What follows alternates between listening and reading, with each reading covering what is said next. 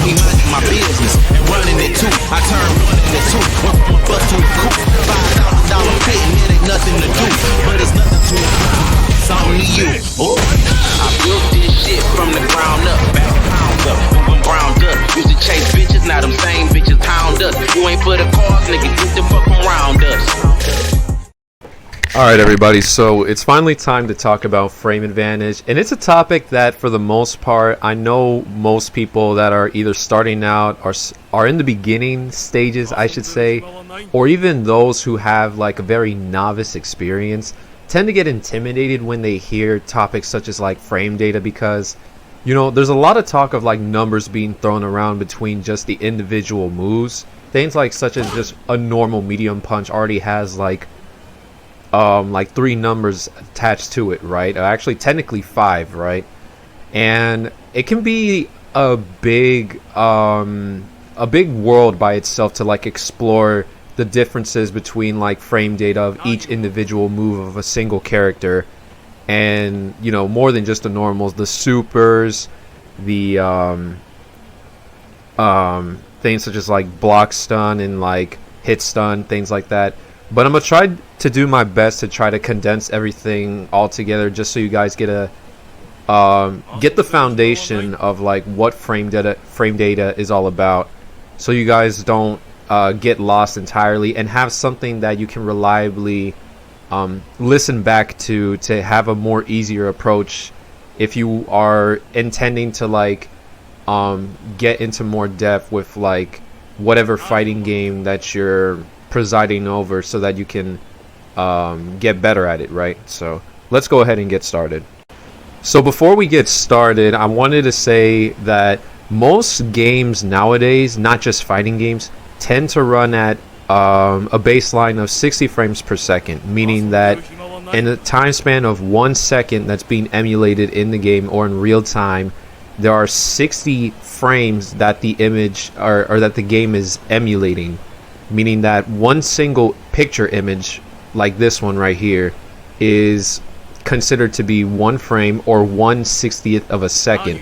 And in this example case, this is what Street Fighter 6 runs by, right?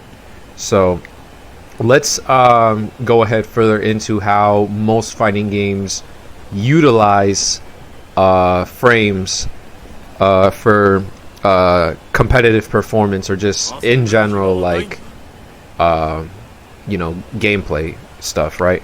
Okay, so let's discuss how frame data what frame data actually looks like, and how it tends to be structured in or measured in fighting games. So let's take Ryu Standing Heavy Punch for example. It has a total frame count of 32 frames, meaning that the total duration from start to finish is 32/60ths of a second, right? But as you can see here, that there's more to that than just the initial start to finish. As you can see, the green represents the startup, so the point in which the initial move begins all the way up to when the move becomes active. So the point in which the move has a hitbox present and it's actually able to collide with the opponent, and the blue representing the point in which the move has to recover, you know, so that's a total of 18 frames or 18/60ths of a second. So by this point right here, the initial input, it takes a total of 10 frames to get to the active frames, the point in which the move actually connects to the opponent, and then everything afterwards past the point in which the move becomes active. I'm at my most vulnerable in the recovery phase, because that's the point in which I now have to spend the rest of the animation to go back into the neutral position, or what you could call by number being 0 on advantage. And I'll get to frame advantage in a bit, right? But at that point, I'm not able to do anything. I can't block.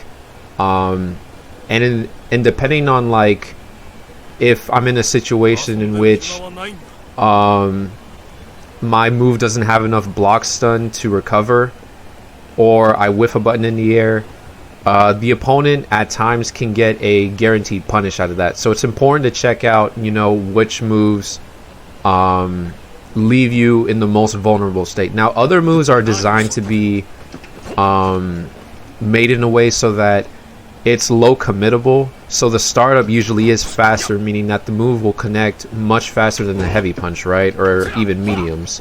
Light attacks also have the lowest amount of recovery time when it comes to normals usually. But you know, the caveat to that is that you're trading in range and reward, as in like damage, in order to get something that's low committable and safer, right? When we move into mediums and heavies, you know, they usually tend to have much more startup, but you know, the higher you go, like usually you end up getting an attack that's that has more range and does the most reward for something that typically can be reactable. Like 10 frames is definitely something that is easy to catch an eyeball of versus, like, you know, light attacks, right? So let's go into more depth about frame advantage and how that affects fighting games. So in the midst of a match, you and your opponent are constantly going to be trading between situations in which you or your opponent will have something what we call frame advantage, right? And frame advantage pretty much means that you're in a position in which you are able to act first over your opponent, and usually you get some kind of situation in which you can either like mix the opponent up, or you are able to get a guaranteed punish in some situations, right, if the numbers add up. So let's use this for example, right?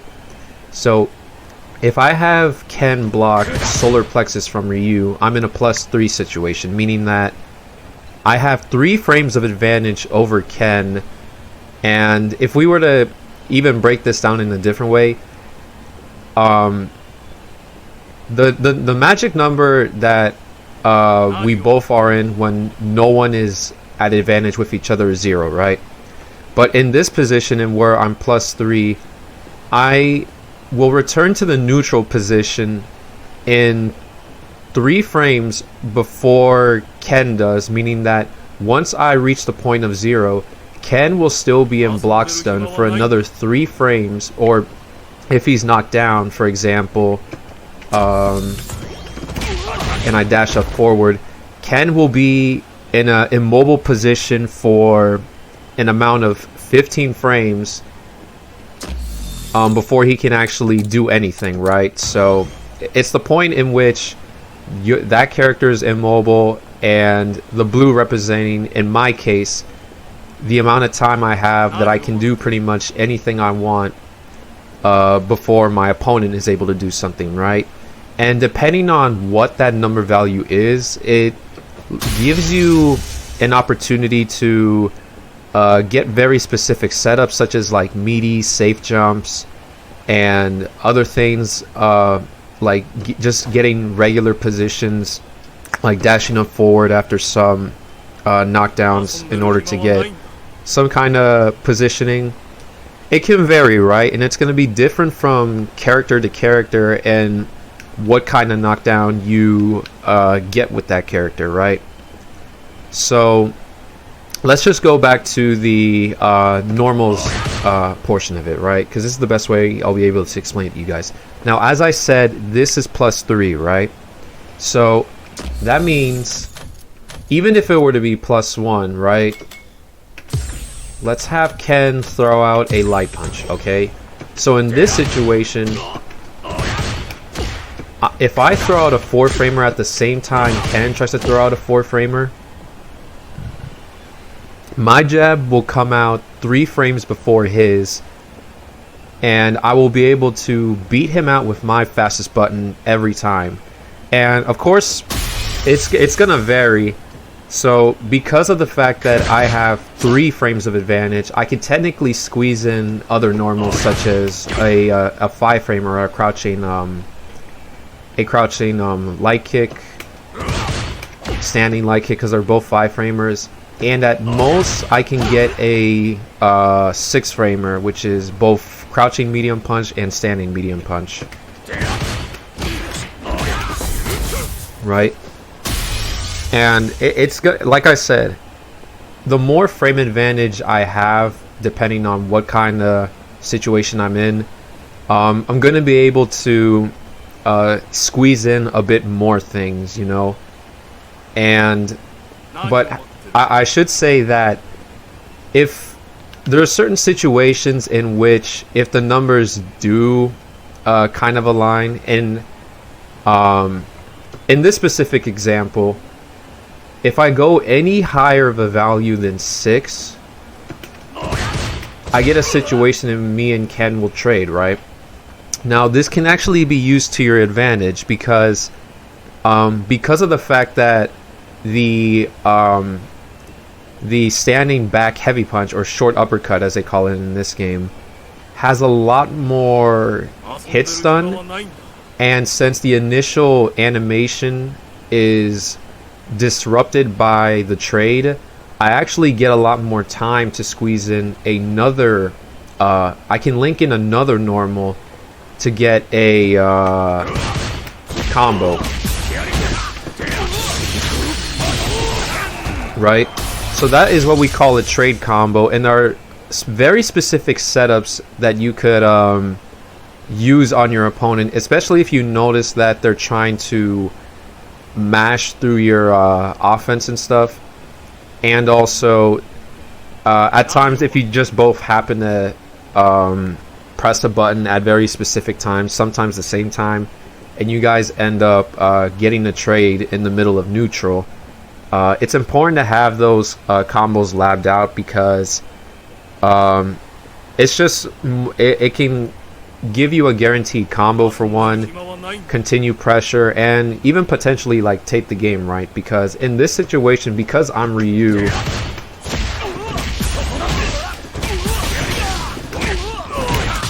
you know, check that damage out from a trade combo.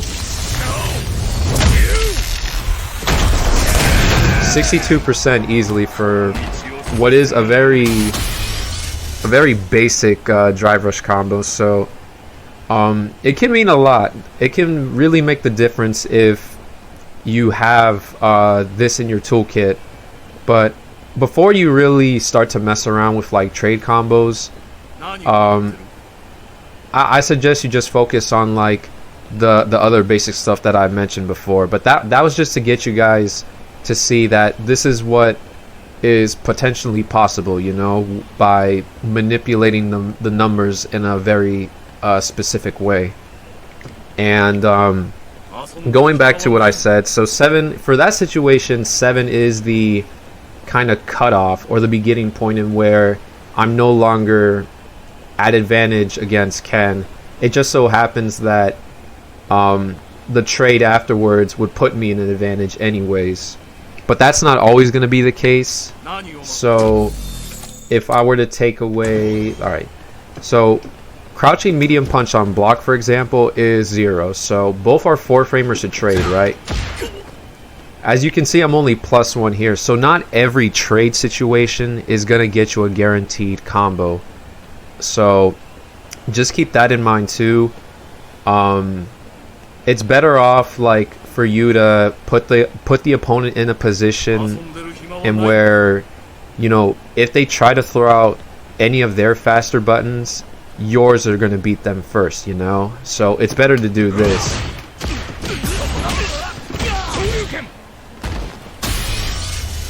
And you know, moving forward with that, right? What happens if I go past the 7 value, right? So the next move in mind is crouching medium kick. That's 8, right? So now all of a sudden Ken's light beats me. So just because I'm plus in the opponent's face, I still have to be mindful of like what button I exactly choose to press in that given moment, because if the numbers don't align up in my favor, then my opponent still technically can take their turn back. And you know, that's already like not including the fact that there is still a gap in where Ken could like do a reversal super or EXDP, but I just want you guys to get to know, like, this is how 9 times out of 10 like the numbers will be emulated throughout the majority of your matches, right? Usually comes by when you guys are trading buttons and stuff in neutral. So that's pretty much how it works. And honestly, like, talking about minus frames, you guys could pretty much like take everything I just said and flip it all around, you know. Hold on, give me a sec. Okay, so the only other thing I probably could say about it is, you know, you also have to be conscious of how some moves aren't going to be plus. So standing heavy punch is not plus at all for me. So if we were both to throw in 4-framers in this situation, Ken would beat me every time. But also some moves are designed to be purposely vulnerable enough to where the opponent can get a guaranteed punish out of it, right? So let's do this. And actually, let me show you guys that I picked out on yesterday too. Where is it? Check this out, right? So medium donkey kick, for example, is a move that you constantly see Ryu's use because standing heavy punch into donkey kick is a true block string, and it does a very good amount of drive chip, right? And not many characters at very specific spacing can punish it, even though it is -8. So most crouching medium kicks can hit the move, but Ken is a very small. He's like he's a part of the very small minority that can punish the move pretty much 95% of the time. I have to be really, really peculiar with my spacing for it not to hit, right? But if I were to be any closer, which 9 times out of 10, I'll be in the position to where you'll see this, right? And I'm holding back and I just got hit by the move, right? So in this situation, Ken pretty much has like a numerous amount of ways to punish me for trying to go for a string like this. He even has super to do that, right? And out of all the 3 options you just got exposed to, Super 2 has the most range, and it's also it has a startup time of 6, so 6 goes into 8, so it's pretty much guaranteed if the spacing is right. But I've even seen, like, let's see how far I could be. So I have to be very, very peculiar with my spacing. See, I was holding down back there and I still got hit by the move. So that's just one situation that to show you guys that, you know, you have to be mindful of what moves you're throwing out that have a very large negative window. And there are other moves that definitely are more intended to be punishable every time, like this, for example. Even though realistically an opponent would wait to get the punish in, but as you can see here, like having Ken block the heavy Shoryuken leaves me at -36, so Ken can do literally everything he wants. And I think even with some DPs or supers, you can actually get a jump in, right? Get a jump in combo, which it can be the difference between the game, right? So those are just things to keep in mind. Those, like what I just shown you, are pretty obvious things. Like you don't have to be a nerd with the frame data to know that this is omega punishable, right? But you may not know that some moves like this, for example, can be punished at certain ranges. So let's make this standing light kick, right?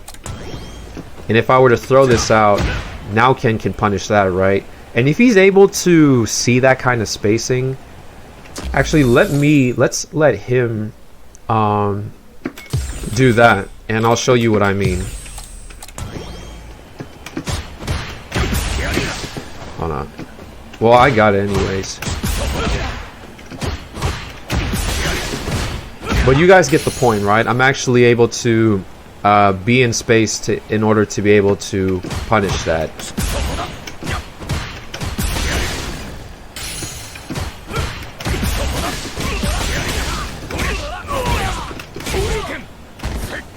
So that's just something that you guys have to see and study up on based on, you know, whatever matchups you're having trouble dealing with. Also with you know, knowing a bit more about your own character and knowing like where are their vulnerable spots, right? Every character usually has one or two moves that usually are designed to have like a guaranteed punish set behind it, so that every character can get in on them, right? So that some characters have you know, purposely designed weaknesses, like that's why supers are the way they are, and not like most supers in this game or in most fighting games tend to be punishable, right? Ken's Super 2 is the exception. They made that change, I think the most recent patch, right?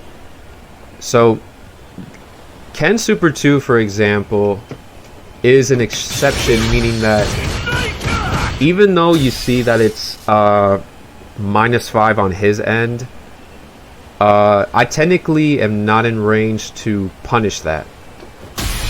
So actually, let's do this.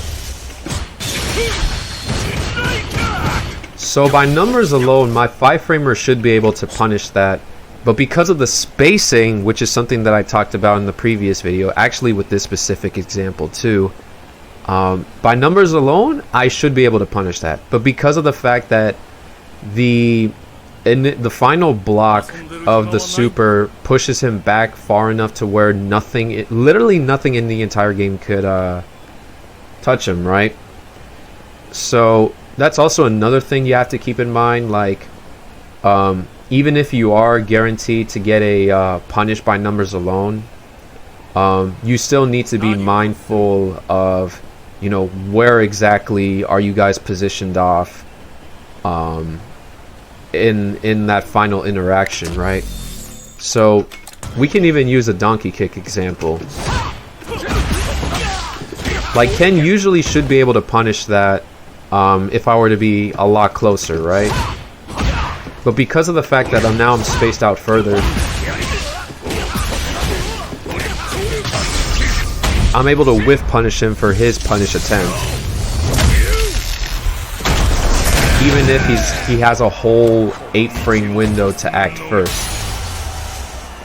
So those are just things that you need to keep in mind, and know that not everything in the game is meant to be punished too. Like here, -2, but there's nothing in this game that's as fast as a 2-frame attack. So, you know, the only thing you can do in this situation, or what Ken can do in this situation, is take his turn back, right? But, you know, I've already explained this before, like, you don't need to go fish out for something that's omega punishable to get guaranteed quick damage, because you have to condition your opponent to expose those on their own, right? And in order to do that, you have to take advantage of every time you get a situation in where you're able to take your turn back, right? So even something like having this be blocked, you know, Ken's allowed to, you know, act on it first. So by numbers alone, he gets to take his turn back, right? But, you know, as I mentioned already, be mindful of the spacing in these situations too, right? Even if by numbers alone, you should be able to get a guaranteed punish, right? That's just something to keep in mind of.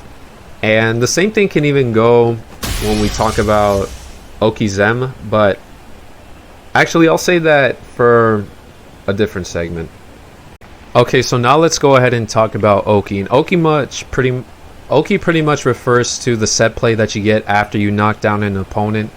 And depending on like the frame advantage that you get based on that knockdown and where you're positioned in the screen, there are a few very specific setups that you could act on that has a numerous amount of ways that you could play mind games with the opponents or get situations in where you could get more guaranteed pressure on your opponent, or situations in where you could get things such as like safe jumps, right? So attacks that can't really be countered that hard. It's important to lab these things out with your character, especially when it comes to safe jumps and being able to execute like strike throw mixes. It just makes your overall game plan better, right, when you do recognize the situations. So one, for example, in regards to being in the opponent's face, this situation right here puts me it should put me +2 in the opponent's face, like this, right? So anything that Ken throws out as far as normals go will get beat out by my normals. Or because it's a strike throw mix, I can go for a grab too, right? So that's one situation in which I could kind of run mind games with my opponent. Another thing too, if the frame advantage is a lot higher, because in that specific scenario, there technically are ways for the opponent to beat it. There's enough of a gap for Ken to throw out reversals, or if we both opt to choose throwing, then he would just tech my throw and we would both be set back to neutral, right? But you know, in other situations, I have enough frame advantage to call out things such as like him wanting to counter my throws. Or actually, no, it's not this. So in this situation, I can shimmy back.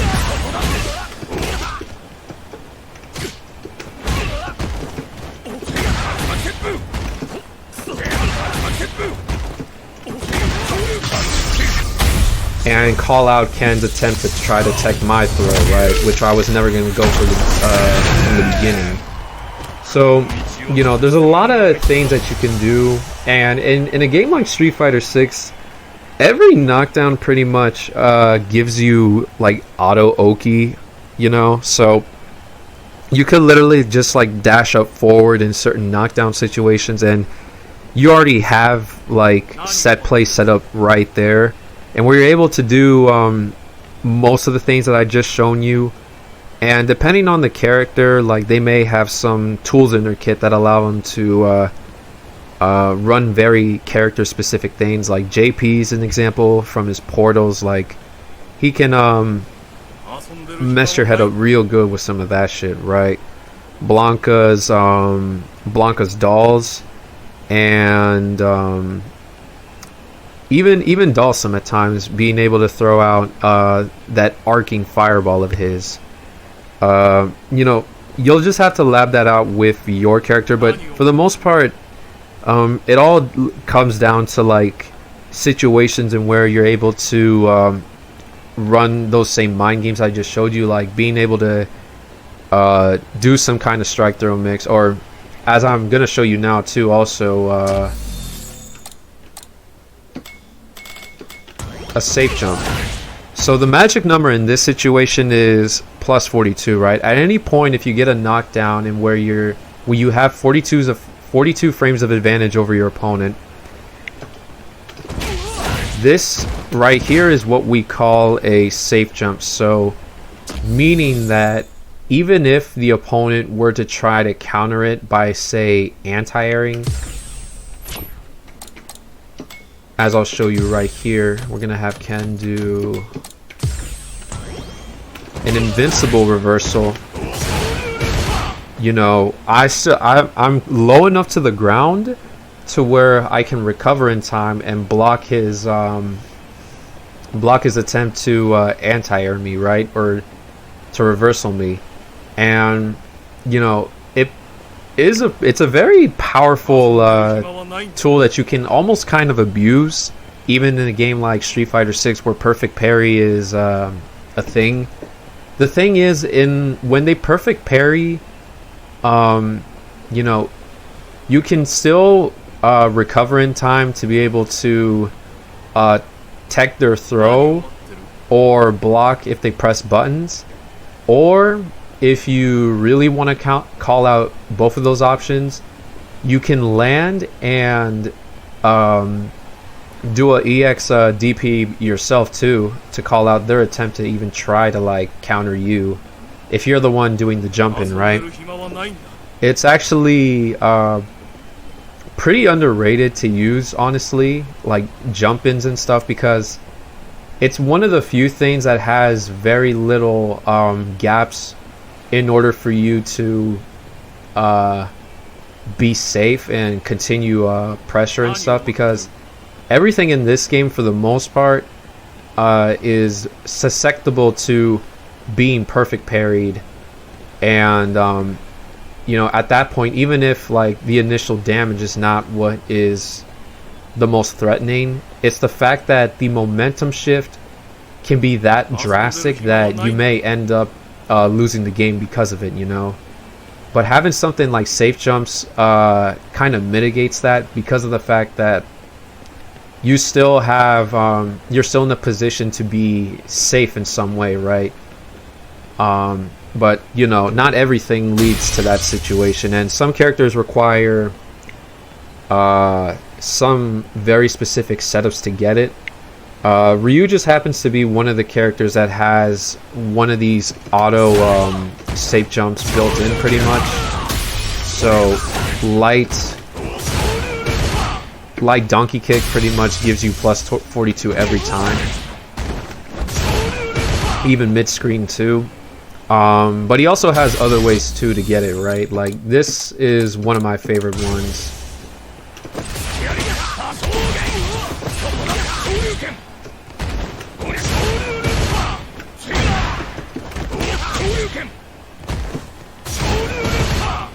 So you'll have to lab out to see like if your character has access to something like that and how easy it is to get at, or what are the specific conditions in order to get a plus 42 situation. And I've been told that technically if you're like anywhere like 43 or 44 in their face, technically it works. The thing is that when you're plus 42 and they don't throw a reversal, you know, they actually are forced to block the initial jump-in, right? And let's say at times, like sometimes the opponent doesn't even block it, right? So you can get a combo from that too if the initial jump-in actually hits the opponent. So that's why I like I'd rather go for it if I'm plus 42, because if the opponent is anywhere later than that,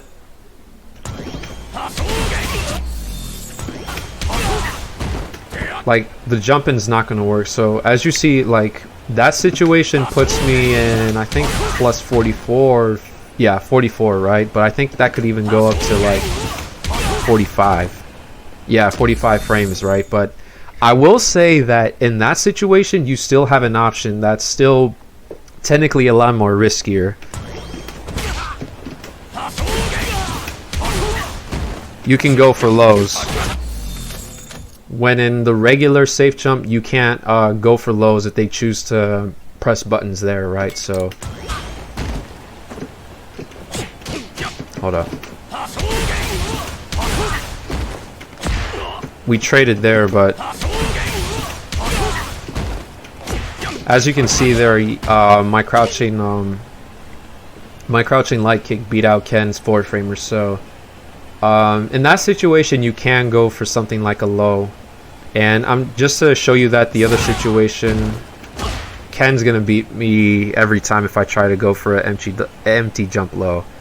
But sometimes, if you can read on, if you have a good read on your opponent and you know that they're not gonna press in safe jump situations, you can kind of do a pseudo mix there with in their heads to where like you can go for a low because you know they're not gonna press, but that goes into more of the realm of like knowing that, knowing more about how your opponent acts in that situation, right?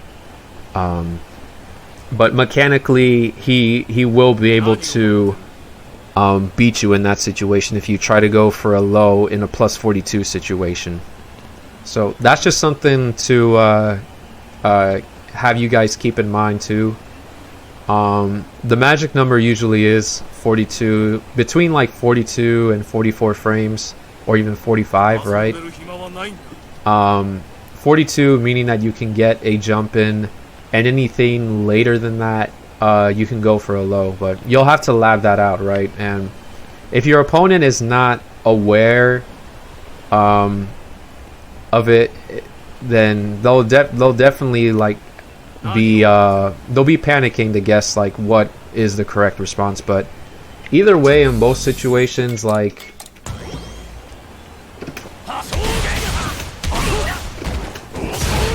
you'll still be able to recover in time to block their reversals out. So let's move on to the next thing. Hey, what's good, guys? So I'm actually doing this segment an entire half day after I recorded the other ones, because I actually forgot to make this a segment, just because I was busy earlier in the day, so I had to make those recordings as quick as I could. But I just want to take the time to actually talk about MEATIES and stuff. It was something that I wanted to tie in when I was talking about safe jumps, but now I actually have the time to talk about it, right? So MEATIES pretty much refers to when an attack lands on the opponent as they get up on the later frames, the later active frames, so that the opponent is put into block stun much later than they usually would, causing them to have to recover even later than they normally would if they were to get hit by the first few active frames, which gives me a lot more time to recover fast enough so that I can actually change a situation in where I normally would be minus into a plus situation. So we'll use this as an example, right? So the same one that I showed you guys, this makes me +2 to land a meaty light Hasho, but normally the move is -3, right? But because of the fact that, you know, I've set up a situation in where I can land that light Hasho meaty, when done and executed correctly, I'm in a situation in which now I can employ a strike throw mix against my opponent, which is always good. You know, it's in your favor, and it's not the only, like, this is not the only way to set it up too. Like in the corner especially, like there's a lot of ways with every character has a lot of ways to set up meaty situations, and it only gets better when characters have things such as like overheads tied with it. I'll show you a few that I know right now. Something as simple as, hold on, block after first hit. Something as this. I'm +2 in that situation, so even though I'm not close enough to get a grab in, the opponent still has to respect me being plus in that situation. And one that's more, I should say, closer to what I've shown you guys at first previously is this.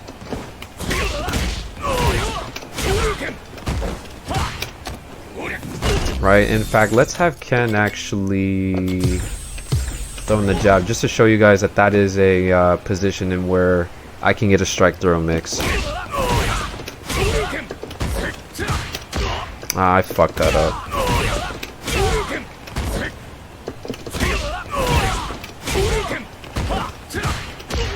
Wow, I'm really bad at that. There we go, right? And then that'll lead into throw loops. So, you know, there's a lot of ways and you can set up those kinds of situations. And when you have multiple ways of doing it, it can lead your opponent to start to like crumble down, especially if you're good at mixing up with switching between like actually throwing out a button and also shimmying out of the opponent's like face in order to bait like grabs and stuff, or supers and reversals. It's gonna all like fall apart for your opponent once there's so much mental stack imploded onto their head that they no longer believe in their own like decision making, and that's when you can finally like move in to like go in for the kill, right? Because they're just going to be sitting and waiting until they have some kind of stability back again, which is something else I can talk on in a different video. But that's why like meaty situations in Oki is so powerful, especially in this game too, because the system mechanics already make a lot of things like very risky to do, especially perfect parry, man. Like that shit is insane. Even with like the changes and nerfs it's got, it's still like really powerful. Another thing I should mention too, you know, you still get plus situations on hit also if the opponent doesn't block. Let's go back to the first example just so you guys know what I'm talking about. So normally light Hasho on hit is +2, right? But in this situation +7, right? So what can I get, what can I link into that that's at least like close enough, right? Because back heavy punch is not it fits within the frame advantage, but the move is not at all good with like horizontal range. So I can get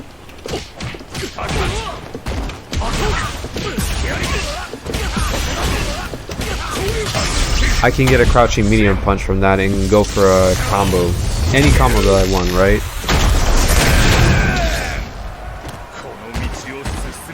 So that's one way that you know, meaties also are good for, especially when the opponent gets hit by them. And it's only enhanced when you add add like counter hit to that too, right? Because 9 times out of 10, like, you know, there's like you've run into players that, you know, in almost every situation, like, they like to press buttons, right? So in a situation in which you land your attack on an opponent that's you know, going to wake up with buttons, right? Well, in this case, like, the properties of light Hasho change when the move lands on a punish counter, right? But the point is that because punish counter adds 2 frames of advantage, which actually I'm going to use the other moves for an example. So normally this meaty situation, if done correctly, I'm +6 here, right? So I can get a crouching medium punch, but on counter hit,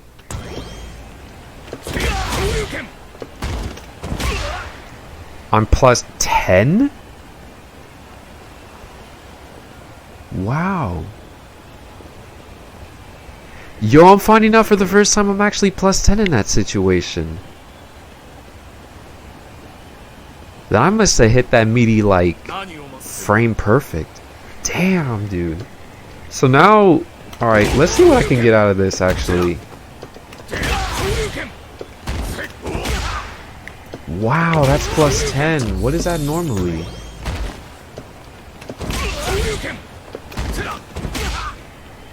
Oh, it's... Alright, so the best advantage you can get out of that is plus 8. That is insane, man.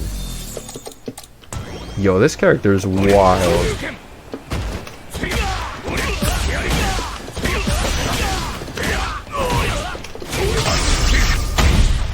Dude, just look at that shit. 65%. Oh my god, dude. Wow, this character's crazy. But yeah, that pretty much sums it up, right? Oh no, one more thing too. Meaties are also good if you have a character with a fireball. There we go. So as you know, like most level 1s in this game are strike invincible, but they are not projectile invincible. So if we were to set up the fireball meaty situation,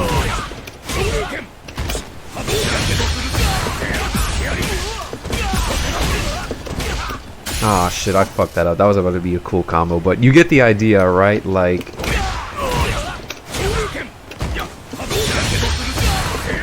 ah shit. No, let's see if we can land that, because now...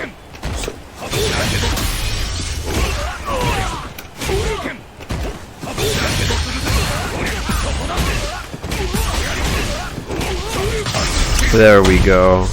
Look at that shit.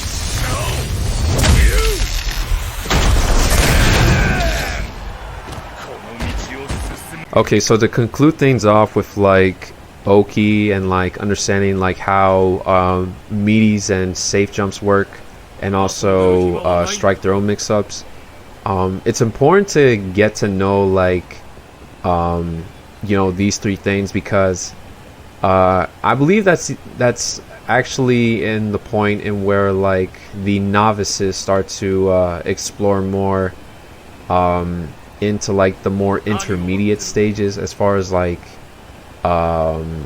you know, their overall skill, because as I was watching like other players who kind of float around in a rank scale, right?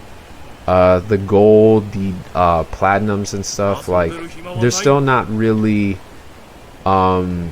fleshed out, or they don't have much structure to how they play the game and stuff. So I'm seeing a lot of positions in where like normally like a player like myself would use some of these setups to employ some kind of mixer offense, but I don't see that out of, you know, the lower skilled players.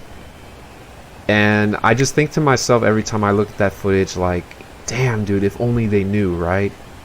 Which is why I'm even doing this video right here, right now. But I'm not really going to be showing you every setup I know, because then we'd be here like for 3 hours and shit, right? But I just want to say that having, you know, these structures in your game plan will immediately like separate you from the novices and stuff, and put you in the what I would call like the intermediate category. But then again, what you would call intermediate kind of varies between player and player. I don't even know if I would call myself in intermediate play. Actually, I definitely at this point have like breached that point. But you know, my essentially is what I want to say is that you know, you're leaving, you're gonna graduate from the current crowd that you're currently at if you don't already have like some of these things instilled into your game plan and stuff, you know. So the like knowing the basics of like understanding like how to like take advantage of like Oki situations and execute meaties and stuff and safe jumps will separate you from the crowd who are still kind of relying on just like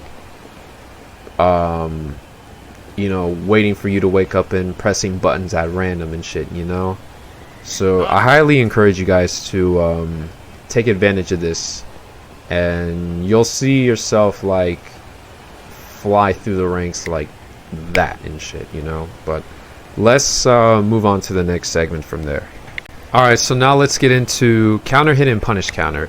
So counter hit is pretty easy to explain. It essentially is the point in where your attack hits on the startup of the opponent's attack, and the kind of enhancement you get usually is more frame advantage. So normally both my oh, hold up, way too far ahead.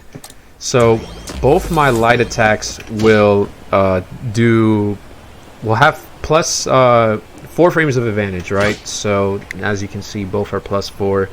So the only other thing that I can get out of that is another jab, which already chains into itself, and technically I can still chain that into a 5-framer, but that's only because that the way that lights are structured in this game, there's only a very, like, you're very limited. I don't know why Street Fighter 6 is designed this way, but you can only chain like standing like jabs together, and when you're crouching you can only chain crouching light kick 2 jabs and stuff like this. But standing light kick in these situations don't link from either jabs or even crouching light kick, right? So this is not possible, as you can see right here. But there are a few characters like Ken and Akuma and Cammy who have enough frame advantage to do that without any kind of enhancement. But that's where counter hit comes into play, right? Because on counter hit, now I have 6 frames of advantage, so it's a +2 enhancement, meaning that let me get more comfortable. Hold up, the seats are fucking me up. So meaning in this situation now, standing light kick is an option that I can go for to link with my jabs, right? And even more than that, I can, since I am 6, I can even go for something like a crouching medium punch now, or standing medium punch, right? So pretty much like every move in the games gets this kind of enhancement of being 2 frames more on advantage, and the routes that are opened are much more significant because of that, right? Like normally crouching medium punch is +5, right? So I would only be able to get a 5-framer in there, but now that I'm +7, I can get something like this. So pretty much the world is open. The world is much more broader for me to explore when it comes to like now what routes I'm able to do, right? So something like this now is +6, and I'm able to get crouching medium punch from that.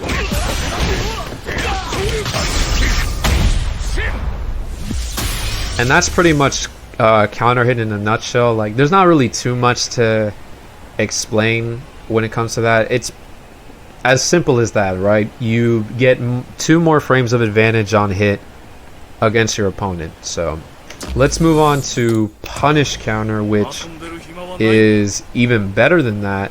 And the way that you get a punish counter enhancement is when you hit the opponent on the recovery phase of their move. And the number here is +4. So now the situation in which I would get a +2 enhancement now turns into +4. So my jabs now are +8 versus +6. So what can I get out of this instead of just a normal crouching medium punch, right? Crouching medium kick, which has more range and typically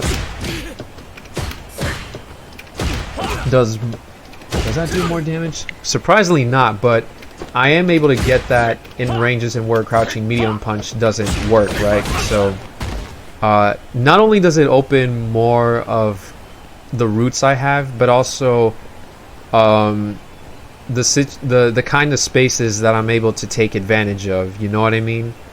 So it's important to lab this out very specifically because of the fact that you know, the initial punish counter scaling is a lot less than what would be on regular hit and even counter hit, I believe.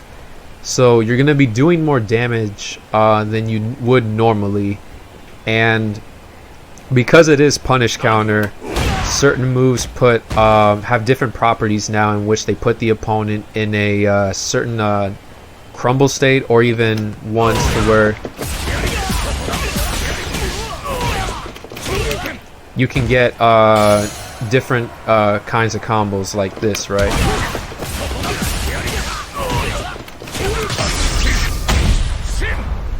So it just broadens even more than what you would normally get on counter hit, right?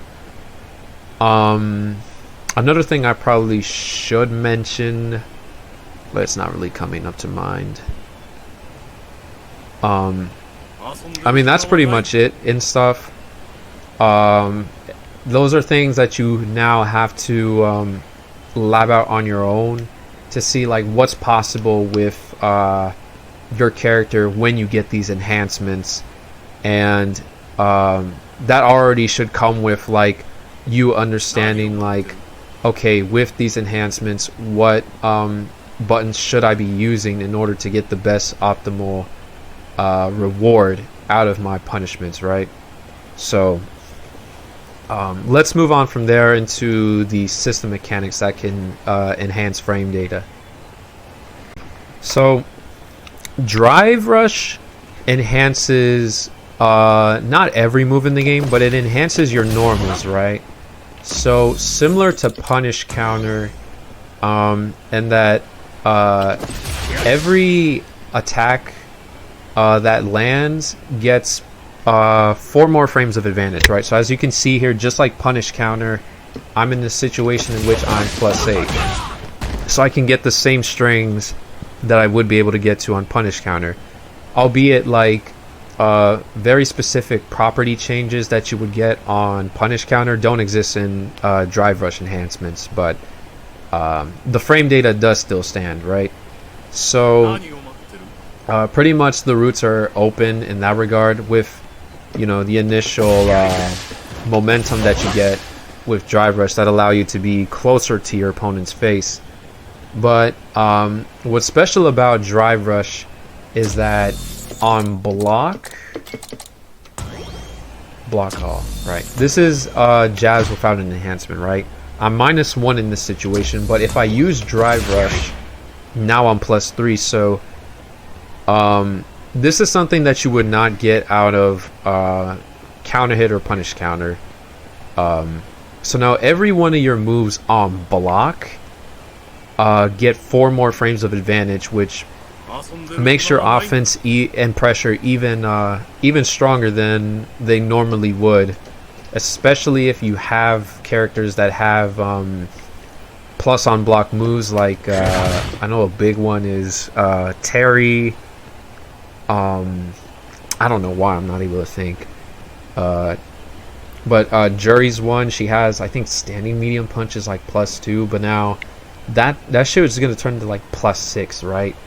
I think I already mentioned Terry's standing heavy punch, but you know, characters that have plus on block moves now become even scarier when you block them, because now they have a lot more frame advantage and stuff, right? And it can create situations in where you can have new like airtight block strings because you have something that enhances your initial block stun. So I'm +7 in this situation. That means I'm able to do strings that are so airtight that Ken will not be able to throw out any kind of reversal. So let's have him do an ODDP, right? So as you can see there, like, there's no gap for Ken to throw out any kind of reversal versus if I were to do this, right? even though I'm plus, there's still an opening in which Ken can throw out his EX Shoryuken versus like the other situation in which, well, between like medium punch and donkey kick there is opening, but between this, there's nothing Ken can do, right? So it's just better for your overall pressure, and it's something that is what most people consider to be like one of the worst things about Street Fighter 6. Like, not many people are that much of a fan with how abusable Drive Rush is, because of the fact that it leaves you plus in the opponent's face, and also the cost of it is very minimal, right? Like a single bar of drive to get plus frames. And if the opponent is not able to react in time, you know, you can get something like this, right?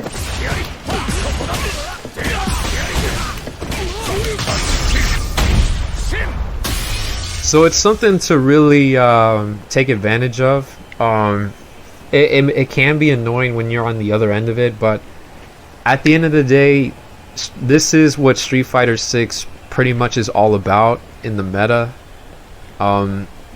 Everyone in both the everyone offline, online, low level, high level, pro level, everyone's doing it, right? So you might as well just like take a bit of time to learn, all right, what can you do out of your character with Drive Rush, right? And it's pretty much universal. Like, everyone has like some kind of Drive Rush into a button, into strike throw mix from there.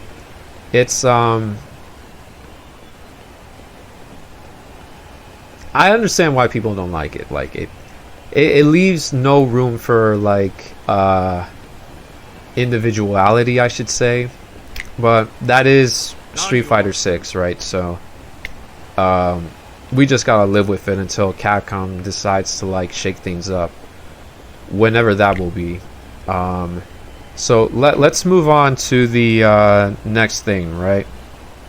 Alright, so now let's talk about Burnout. And Burnout is one of the worst things to be in this game. And it's actually one of my least favorite aspects of Street Fighter 6, because you're pretty much vulnerable in every single way that you can possibly be, because you have no meter, you have no ways of like reversing out if you don't have supers, and also every attack that you block gets 4 more frames of advantage on blocks. So normally, like, standing light punch in this situation would leave me at -1, but now with the opponent being put in Burnout, now I'm +3 in that situation. So now it makes it even harder for the opponent to jab out in this situation. So now something like this, which normally wouldn't be a frame trap,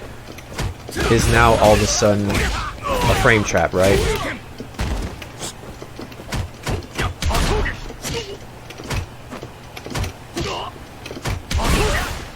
So it only makes your pressure better, but if you're on the other end, it's really it can be really hard to deal with, especially since some characters, by the way that they are designed, have ways of creating like pseudo infinite block strings that pretty much like bring you coast to coast across a stage, and the minute that they put you in the corner, you face this situation right here, and where they're able to stun you in the corner and stuff, and they get some kind of guaranteed like damage or kill, right? So it's really vital that you be mindful of like your usage of your drive meter, because at this point, like, there's very little that you can do, and a lot of the time, like, you're forced to give your opponent space, which only puts you further back into the corner, and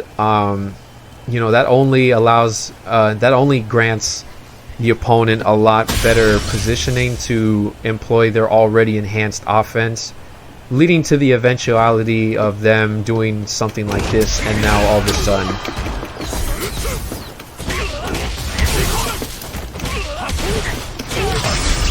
they're able to get the kill, right? And this enhancement doesn't just apply to your normals, right? So that also means too that moves that normally would not be or that normally would be punishable can now become safe, or they're gonna become moves that are harder to punish, right? So normally that would hit me, right? And let's make this even more interesting.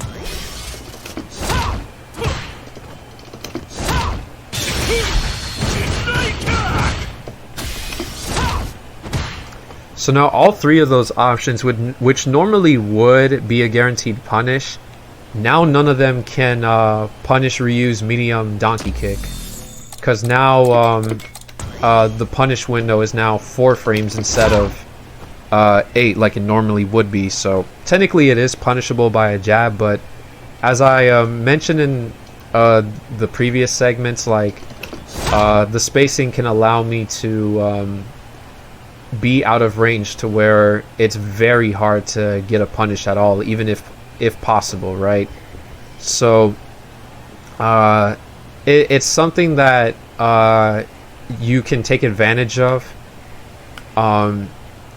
especially since now the opponent is susceptible to being chipped out, as you can see here, right? And normally heavy donkey kick would not be plus, but now it's +1. So let's say if I were to do that right here, I can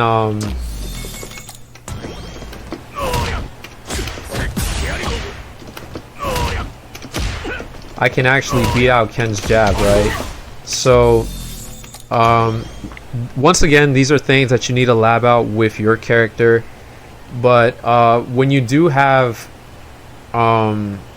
something structured for when your opponent is within burnout, you pretty much have you're gonna be able to be put into situations to where like you're gonna be able to bully your opponent into the corner and get some kind of like guaranteed damage out of it, right?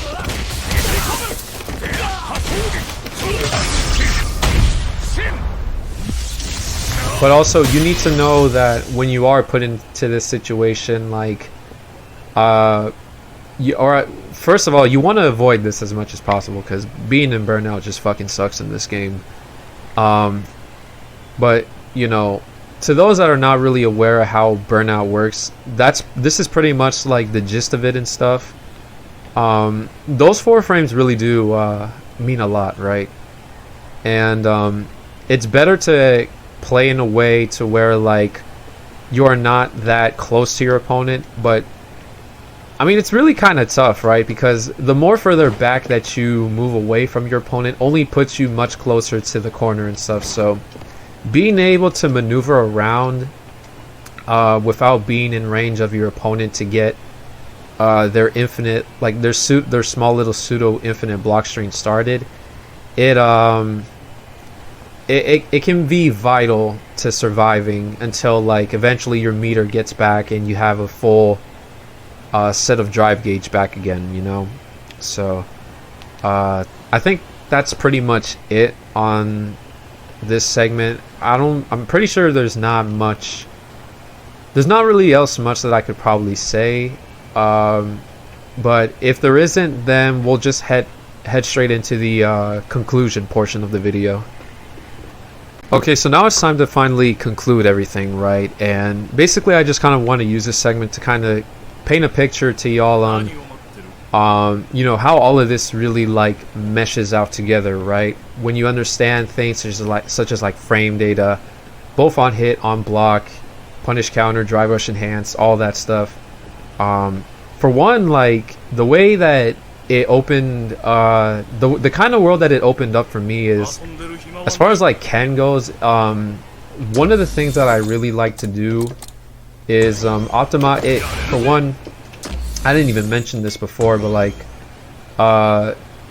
numbers can stack in this game, right? What I mean by that is regularly you get a 4 frame advantage on hit if you get a punish counter, right?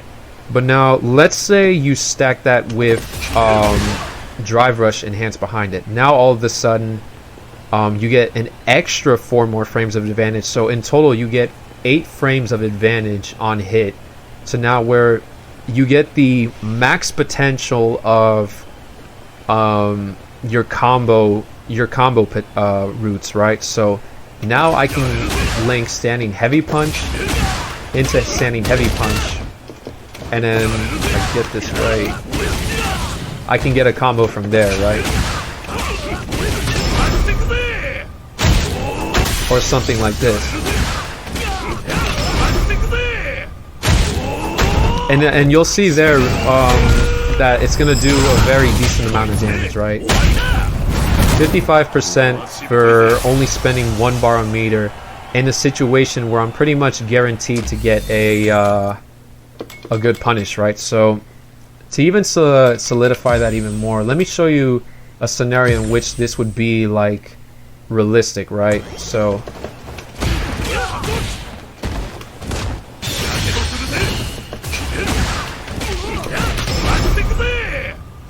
now look at that.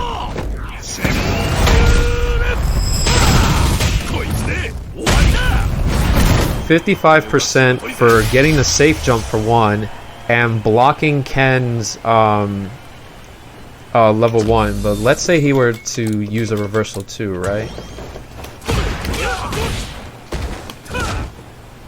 Oh wait, I forgot he's in burnout.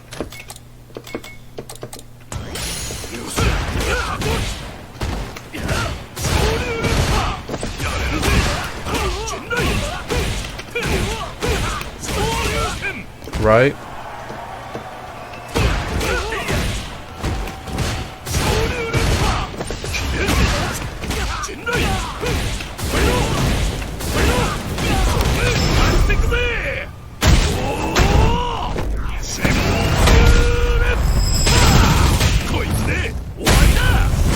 %61 right there. So everything that I talked about has pretty much been shown in that small little sequence that I emulated, and what this results in is you having the tools, right, to not only getting the most efficiency out of your combos, but now you're able to put your opponent in a position to where now they have less room to deal with you, because they themselves may not understand like the numbers, but you do, so you know which situations and where you are at the most advantageous, or like where you're safe and stuff. So now every time they make a mistake, you're able to capitalize it, and every time you make a mistake, they may, if they're not as educated as you, they're not going to be able to take advantage of it, right?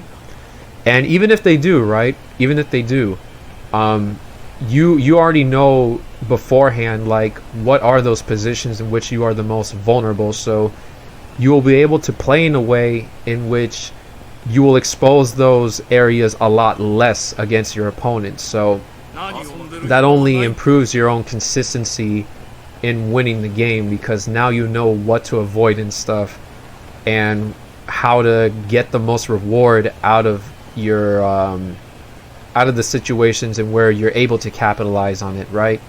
So this is all important stuff to know, and it's what separates, you know, the beginner or novice players from like the high level players, right? And it only gets even it only goes further up from there when you move to like the pros and stuff, you know.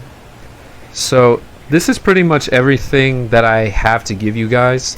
I'm hoping that you guys are able to understand a lot of what I said. I know it's a lot more than what I said previously, but I did my best to try to condense everything so you guys could understand it both on a basic level, but still with a bit more information for you guys to latch onto, to hopefully get you guys to kind of explore these things and be able to think on your own when you do hit the lab and take your own character out to see like, okay, what's possible here.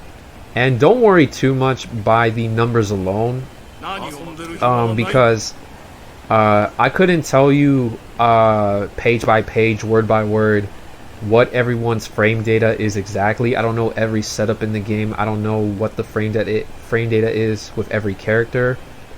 It's way too much, right? It's but if you're the type of person who likes to open and explore like the infinite void of like what most fighting games have to offer, and see how high the ceiling goes, then this is perfect for you for the most part. But for those that can't really deal with all that kind of information hitting you at once, all you need to know is like the basic stuff of like, okay, what's punishable on this character, and when can I press and when I cannot. Because even like I asked someone like a couple years back on the local scene who's better than me for one, like on information on frame data on certain characters, and he told me straight up like, so I'm not really sure too much on like the numbers. I just know what's plus and what's minus, right? So this is a guy also who's like winning like pretty much every other like offline regional event. So it just goes to show that you don't have to take all of this into account and live by it as law. To quote something that I read up on a month back, frame data is something that should be used as a tool versus like something that should be governing you as like law and stuff. You know what I mean?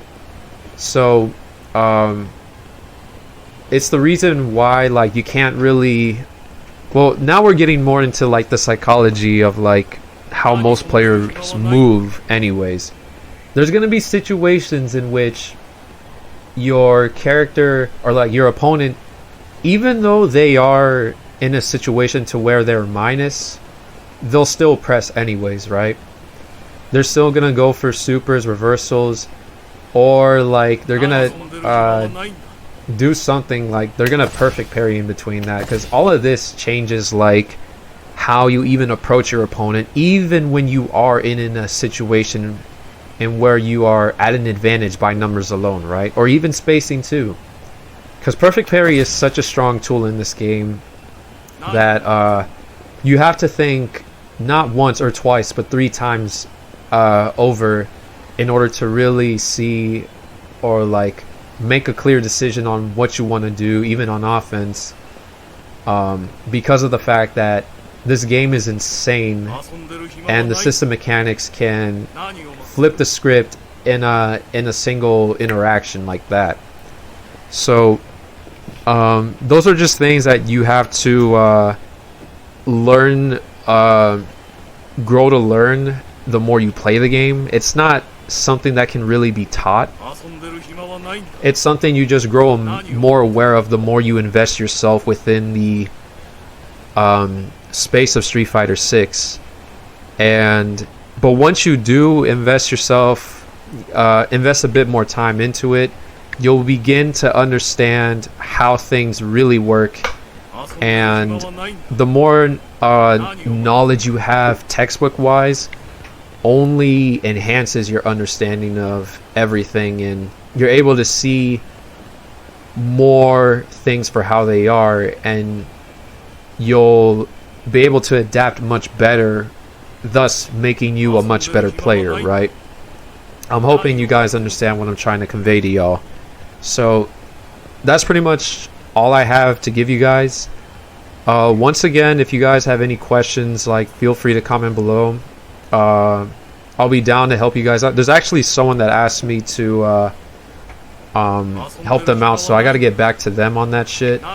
I might even, I don't know, like at some point I may open something up like a Discord for you guys to like come listen to me. But if there's not much of a demand for it, like, I'm not gonna worry about it anyways. But I am down to help you guys out, because